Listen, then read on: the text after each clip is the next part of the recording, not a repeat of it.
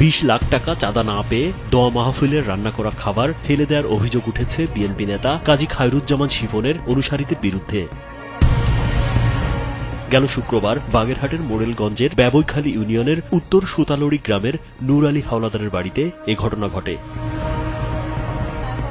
স্থানীয়রা জানান, প্রবাসী জাহিদ ইসলামের শতবর্ষী অসুস্থ বাবা মাকে দেখতে সম্প্রতি গ্রিস থেকে দেশে ফিরে ঢাকায় একটি হোটেলে ওঠেন।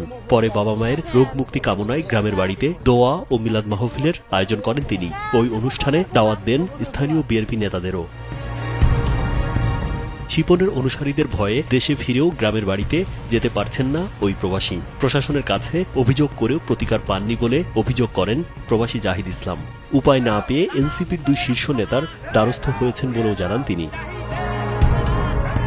এ খবর পেয়ে ক্ষুব্ধ হয়ে প্রবাসী জাহিদের কাছে 20 লাখ টাকা চাঁদা দাবি করেন বিএনপি নেতা কাজী খায়রুজ্জামান শিপনের চাচাতো ভাই কাজী সাইফুজ্জামান রাসেল। চাঁদা দিতে অস্বীকার করায় রাসেল তার ক্যাডার বাহিনী নিয়ে জাহিদের বাড়িতে গিয়ে দোয়া মাহফিলের রান্না করা খাবার ফেলে দেন। এ সময় রাসেলের সঙ্গে ছিলেন শিপনের অনুসারী লোকমান হোসেন খান, মহিউদ্দিন জিলান, মাসুদ খান, নজরুল ইসলাম ব্যাপারী সহ 10 থেকে 12 জন। রাজীব বিশ্বাস, কালবেলা।